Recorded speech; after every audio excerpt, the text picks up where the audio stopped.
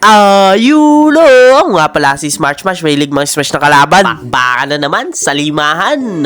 Tibak Grinder Squad, nanguna pa din sa bakbakan. Welcome nga pala sa episode 22 ng pagpapatap global natin sa Alice. Meron na nga tayong 55 matches with 76% win rate. Pero bago nga lahat, kung hindi ka pa nga naka-follow, mag-follow ka na.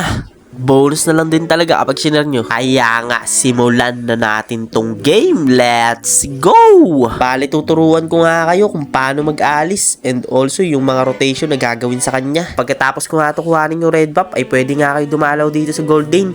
Ang kaso nga lang, dinalawon din ng mga kampi niya. Pero mga 70% niya, ay pwede nyo mabigyan yung golden nila. Hindi nga natin nabigyan yung golden nila dito. Kaya nga nagbalik na naman tayo sa pagpa-farm. Pagtapos nga natin dito mag-farm, ay dumalaw na agad tayo dito sa XP lane. Sakto nga din kasi binabakbakan siya dito. Kaya nga binakapan natin agad.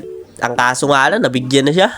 Pero good trade pa nga din kasi nabigyan namin yung tatlo. Pagtapos mo nga dumalaw sa XP lane, ay kuhanin mo na nga agad tong turtle. Tapos dumiretso ka na agad sa baba. Ang kaso nga lang, may nakita pa akong Gusion dito, kaya bonus na din. Hindi na nga din ako tumuli sa gold lane kasi okay na yun. Second turtle na nga at hindi na nga din nakakontest yung mga kalaban.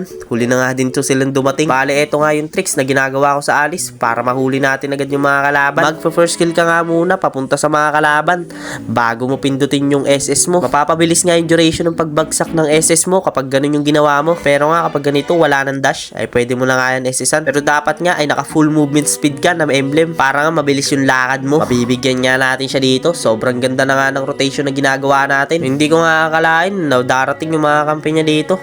Akala ko nga mabibigyan na ako kasi konti na lang yung life ko. At buti na nga lang na-sustain pa natin to. Sumakto nga din kasi nabuo na natin yung Oracle.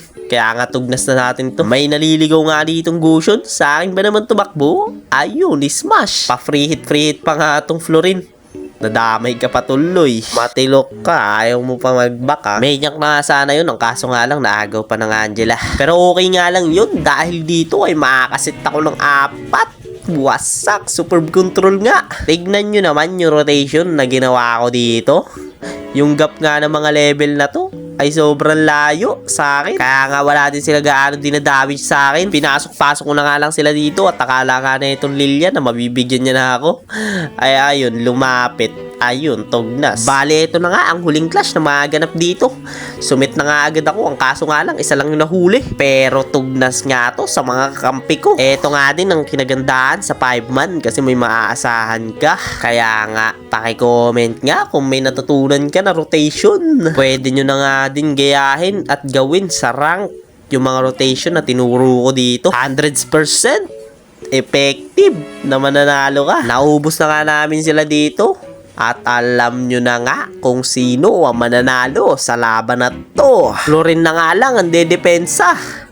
Ayun, Savage, malala. Kaya nga naubos na ang kalaban at nanalo na naman tayo sa digmaan na malalakas lang ang nakakalaban.